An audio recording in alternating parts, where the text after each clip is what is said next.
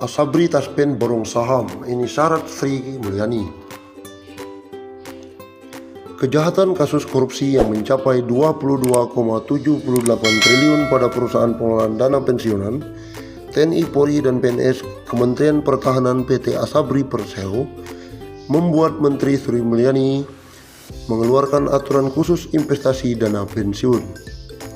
Aturan yang dimaksud adalah Peraturan Menteri Keuangan Nomor 52/PMK/02/2021 tentang pengelolaan akumulasi iuran pensiunan PNS, pejabat negara, prajurit TNI, dan anggota Polri. Aturan ini mulai berlaku sejak aturan tersebut diundangkan, yakni sejak 31 Mei 2021.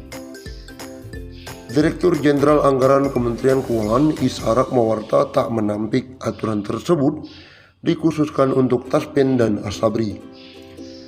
Itu maksudnya untuk Asabri dan Taspen, jelas Isa. Dari aturan yang dilihat, yang berubah dari aturan sebelumnya mengenai penempatan dana pensiun, yakni Taspen dan Asabri wajib untuk menempatkan bentuk investasinya dengan memperhatikan beberapa syarat tersebut. Dalam menempatkan investasinya pada saham misalnya, harus memperhatikan beberapa hal seperti harus membeli saham dengan emiten-emiten berfundamental baik. Saham yang tercatat di Bursa Efek dengan kriteria memiliki fundamental yang positif, prospek bisnis emitmen yang positif, dan nilai kapitalisasi pasar paling sedikit 5 triliun. Jelas pasal 16 huruf D dikutip kemarin. Sementara itu, instrumen investasi lainnya pada reksadana, pemerintah juga menambah kriteria baru dalam jenis investasi reksadana. Saham atau unit pernyataannya diperdagangkan di Bursa Efek Indonesia. Penempatan di reksadana juga harus dengan memperhatikan beberapa kriteria. Kriteria yang diperbolehkan dalam menempatkan reksadana saham, yakni harus melalui manajer investasi yang telah mendapatkan izin usaha dari Otoritas Jasa Keuangan dan memiliki reputasi serta rekam jejak yang baik. Reksadana saham yang ditempatkan juga hanya boleh paling sedikit 100 miliar, tidak termasuk reksadana yang berasal dari sponsor. Kemudian aturan terbaru juga dijelaskan bahwa Taspen dan Asabri boleh menginvestasikan dana pada SBN 30%, deposito 20%, saham masing-masing emiten 10%, maksimal 40% dari total investasi. Obligasi 10%, maksimal 50% dari total investasi. Sukuk 10%, maksimal 50% dari total investasi. MTN 10%, maksimal 5% dari total investasi. Reksadana 20%, penyertaan langsung 5%. Investasi berupa dana investasi struktur berbentuk kontrak investasi kolektif pada proyek infrastruktur dari BUMN atau anak perusahaan BUMN untuk setiap manajer investasi masing-masing paling tinggi 5-10%. Sebelumnya, Badan Pemeriksa Keuangan atau BPK menyebut nilai kerugian negara akibat pengelolaan keuangan dan dana investasi di Asabri mencapai 22,78 triliun. Nilai ini merupakan hasil pemeriksaan investigasi yang dilakukan BPK periode 2012-2019.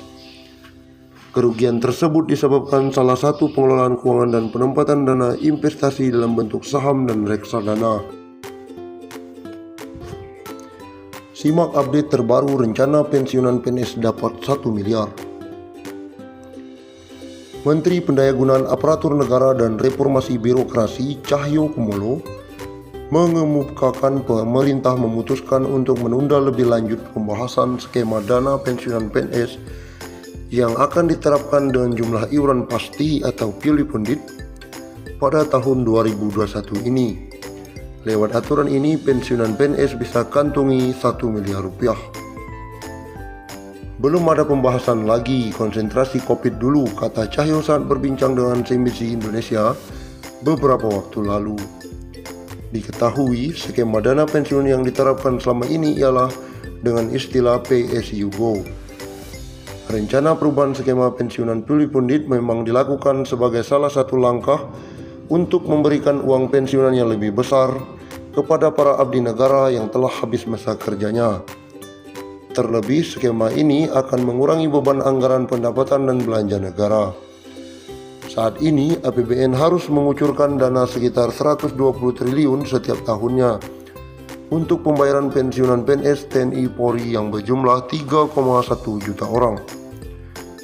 Melalui skema PSU Go yang masih berlangsung saat ini, dana pensiunan berasal dari hasil iuran PNS sebesar 4,75% dari gaji yang dihimpun PT Taspen, ditambah dengan kontribusi dari kas keuangan negara atau APBN.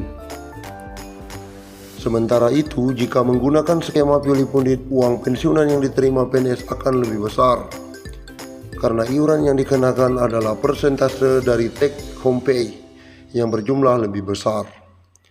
Skema pulih pundit selain diambil dari persentase THP, pembayarannya juga akan dibayarkan patungan antara PNS dan pemerintah sebagai pemberi kerja. Sehingga dengan skema pilih pundit ini bukan tidak mungkin pensiunan yang diterima PNS lebih besar.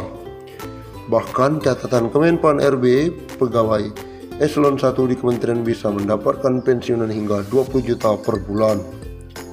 Sedangkan melalui skema PSU Go, pembayaran iuran PNS sangat kecil karena hanya berasal dari gaji pokok, sehingga saat pensiunan mendapatkan tunjangan hari tua sekaligus, jumlahnya dianggap tidak mencukupi. Sebelumnya, Menpan RB periode 2016-2018 Asman Abnur sempat mengatakan salah satu negara yang bisa menjadi tolak ukur dalam melaksanakan skema pilih pundit adalah Korea Selatan.